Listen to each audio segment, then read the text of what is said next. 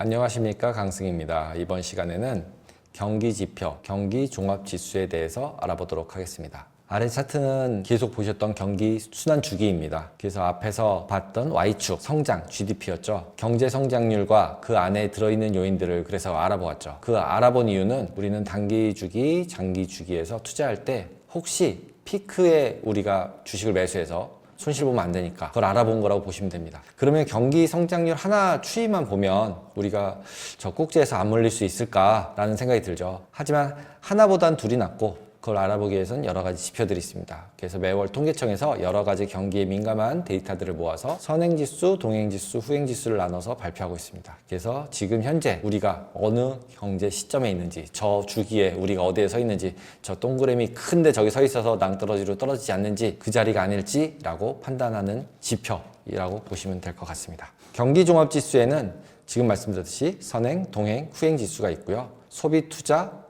생산고용, 무역금융으로 나눠서 저렇게 많은 지수들을 포함해서 경기선행지수를 만들고요. 그 다음에 저기 동행지수도 만들고요. 그리고 후행지수도 만듭니다. 도시가계, 소비지출, 수입액 등등 해서요. 여기서 눈에 띄는 거 한두 가지만 짚고 가보겠습니다. 일단 소비 부분, 소비자 기대지수라는 것이 중요합니다. 왜냐하면 소비가 제일 중요하다고 그랬죠. GDP 할 때도. 그래서 지수 중요하고요. 그리고 생산고용 부분, 재고 중요하고요. 그 다음에 금융 쪽에서는 종합주가지수, 장단기 금리차가 있습니다. 순상품 교육 조건은 우리나라가 수출 주도형 국가이기 때문에 중요합니다. 그리고 회사채 유통수익률이 경기 후행지표인 이유는 회사채 유통수익률은 시장금리, 채권들이 거래되는 금리죠. 이미 주가가 반영되고 난 다음에 움직이기 때문에 그렇습니다. 그럼 저 앞에 있던 저 많은 항목들을 내가 다 어떻게 알지?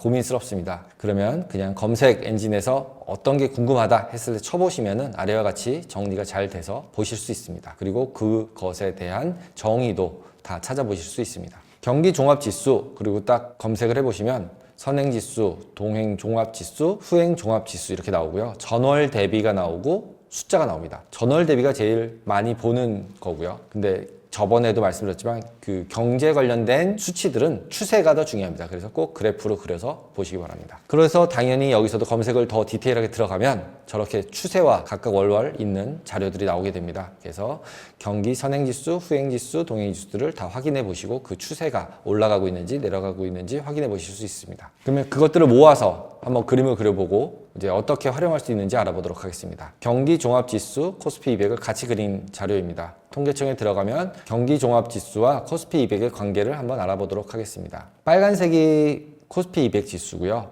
그 다음에 기울기가 가파른 것이 선행지수, 그 다음에 동행지수, 후행지수입니다. 그리고 중간에 노란색이랑 보라색으로 조금씩 움직이고 있는 부분들이 있는데요. 그건 순환변동치 지수입니다. 순환변동치는 각종 지표들에서 경제성장 혹은 경기 하락에 따른 추세를 제거하고요. 현재 경제가 어디 있는지 예상해 볼 수 있도록 재계산한 수치입니다. 통계적으로 산출을 하고 통계청에서 매달 공시하고 있습니다. 100 이상이면은 과열, 100 이하면은 침체입니다. 결국 홀짝이죠. 그렇게 맨 꼭대기로 올라갔던 부분에서는 과열 국면이다라고 보시면 되고요.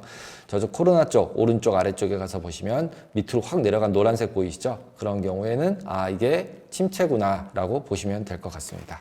왜 경기종합지수를 선행, 동행, 후행으로 나눠놨을까? 그만큼 맞추기 어렵다는 뜻이죠. 선행지수는 예상, 시험이라고 보시면 되고요. 동행지수는 그 시험을 잘 봤나 채점하는 거라고 보시면 되고, 후행은 그 내용이 내가 맞았었던 것인가를 더 한번 확인하는 거라고 보시면 될 것 같습니다.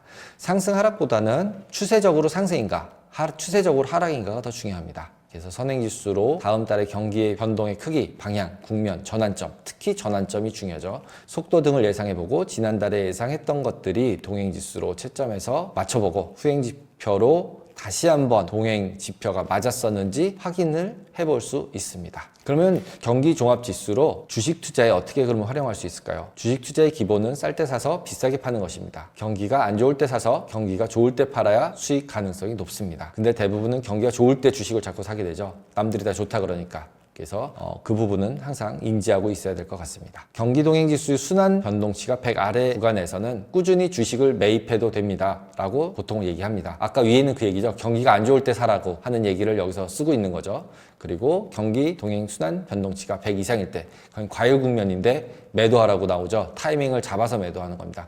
경기 과열 국면이 너무 과열됐을 때 매도하는 거죠. 그래서 오히려 매도 타이밍은 얼마나 100에서 멀어져 있는가, 과거의 그런 부분을 잡아서 매도하는 타이밍을 잡으실 수 있을 것 같습니다. 이렇게 얘기하는 분들이 되게 많지만 저 순환 주기들은 앞에서 봤던 차트를 보시면 굉장히 길어요. 막 2년, 3년, 4년. 근데 2년, 3년, 4년 동안에 매매도 안 하고 가만히 보고 있을 수는 없잖아요. 주식 매매하는 사람들은. 하지만 요즘은 매크로 기준으로 자산 배분 같은 전략으로 운영하시는 분들도 많기 때문에 장기 투자로 그런 분들에게는 아주 유용한, 활용할 수 있는 수단이 될 것 같습니다. 그래서 이런 부분들을 가지고 단기 주식 매매에 활용하는 경우는 별로 없습니다. 이번 시간에는 경기 종합 지수를 주식 투자에 어떻게 활용하는지에 대해서 알아보았습니다. 감사합니다.